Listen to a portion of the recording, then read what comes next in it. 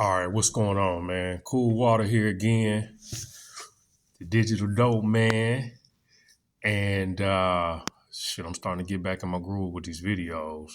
It's been a minute. I got a few out there, but nothing probably real impactful. So I'm slowly getting my groove back. But just following up, like I said before, I was gonna be talking about different topics. And I'm late to the table on this one, but I wanted to talk about that Keith Lee coming to Atlanta situation, dealing with him going into these restaurants like Candy Burris' Old Lady Gang and several others. Don't remember how many he went into, but I do remember the response and the outcome. So if you're not from Atlanta originally, which I am not, from the Midwest, but I've been in the South for almost 25. I came in the South in 92. I didn't start out in Atlanta, but I grew, I kind of got my name and my fame, as I say, from this dude named James, being in Alabama when I went to Alabama State. So I moved up here to pursue a music career as a rapper from leaving Montgomery. And I was damn good. Had several offers, got flown out to Los Angeles. So as I'm moving around, and I'm going to make it connect to Keith Lee's, why I'm taking you back, giving you this quick backstory. As I'm moving around Atlanta, I noticed that Atlanta is really cliquish. I'm trying to connect with certain people. They kind of standoffish. They won't let a nigga get no play. You can't get no insight. You can't get no game. Now, I did catch a lot of cats on the way before they blew, like Jazzy Faye. Called him down there at Club Kaya one day. He was like, come through. And I didn't know who he was, and I really wasn't familiar with, how the game go. Was over there working with Ian Burt. I went to see Ian Burt. And at the time, he was the head of ASCAP, Music Publishing. He turned me on to a few people. So as I began to make my rounds in Atlanta, I'm noticing this shit is cliquish. And I'm not wired like that. I'm a Libra by nature. So my whole nature is cooperation and balance. You understand? Or you work with me, I'm going to work with you. Couldn't get nobody to work with a brother. I'm like, damn, what's going on? I'm in that I'm snapping. I'm on the mic getting busy. Stage presence is just off the chain. Still not landing nothing. So I, grinding, and then I meet this cat from California named Ja Ward. Me and him linked up. So he was giving me a lot of game on the business side. So we in the street grinding. Fire and air. He Aries, I'm Libra, air. Blending, the chemistry was good, and we rolling. But I'm noticing as I roll through the city, I'm still bumping heads with cats, and I can't get no play. So I never really got to penetrate the Atlanta market the way I would like to in the music business, even though I did create a strong buzz. You see what I'm getting at? So now, fast forward, Atlanta is still that town, that city, if you will. If they don't co-sign on you, you don't get no justification and no respect.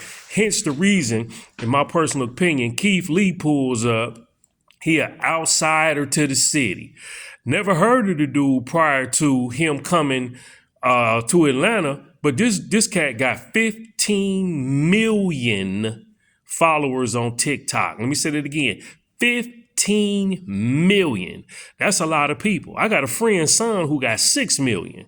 You probably have never heard of dude until he do something and the crowd come out. You understand? So for Keith Lee to go to these restaurants and he being as respectful and as humble as he can be, and the Negroes in Atlanta throwing temper tantrums because he gives an honest opinion, and you throwing death threats and talking tough about who asked who you gonna whoop, and he an MMA fighter, so you ain't finna pull up on him and do nothing for real.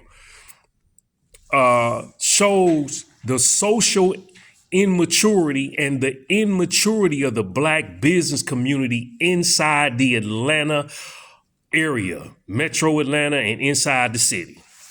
You see what I'm saying? But because he really not and homegrown boy from Atlanta, he catching hell the same way I and other people who would travel from other parts of the country come down here and try to post up, and you can't penetrate is the same reason why they giving Keith Lee this shits. He ain't from Atlanta. If you ain't from Atlanta, it's hard to get respect from these cats in Atlanta. You understand? So that's one of the reasons, why I pulled up on this video, because my thing is, guess what you not gonna do? Gordon Ramsay pull up on your ass. He pull up in your restaurant. You ain't finna say shit. You gonna shut your ass up. You gonna bow down, and you gonna let the white boy do exactly what he do. Critique. The white man ice is always colder. You ain't gonna get him no flack. You can dry at the mouth, poke your lip out, stomp your feet, but guess what you gonna go in there and do? Fix that food, get that kitchen together, get the systems and operations together so you can get a better restaurant. Now, so when they say Keith Lee went over the Candy spot, he wasn't able to get, the type of service that he thought he was gonna get. When Candy came back and explained, and she was real nice about it, and it's understandable. But there may be a situation where she might need to rectify. He went to several other places. They wasn't on point.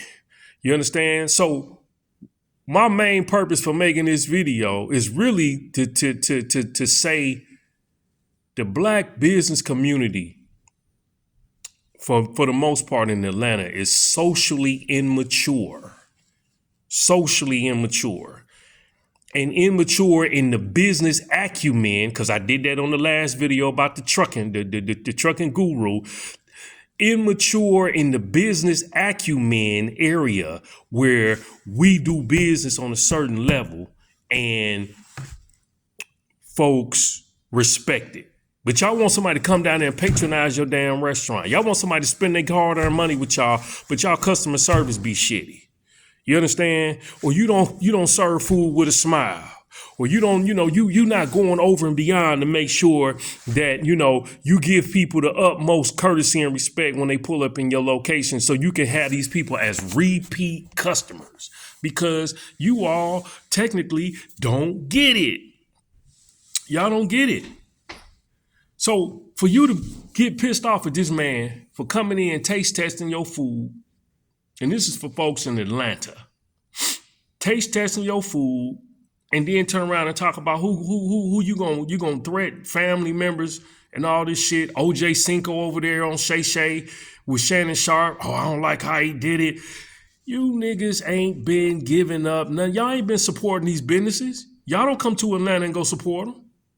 Why is it when he do it all of a sudden now it's a problem? Because he got 15 million followers, and that 15 million followers could have a major impact on these businesses, good or bad. So guess what? The white dude on Channel 5, I think it's Fox 5 or CBS 46, when he go around to these businesses, Asian, black, white, Hispanic, whatever, Italian, and they get them bad food scores because the place is dirty, because the food is not kept properly, and he pull up on y'all, what y'all do? Close the door, lock the door, pull the shades, don't talk to nobody until y'all get it together.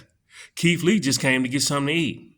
So for many of you who actually think that you was in the right for making the illegitimate comments about that man, it shows again the social immaturity of the black community, and it shows the lack of business acumen as a result of him pulling up on your spot. Again, let Gordon Ramsay pull up on your spot. Y'all gonna be tickled pink, you gonna be happy. But he gonna talk bad about, because this is what he do.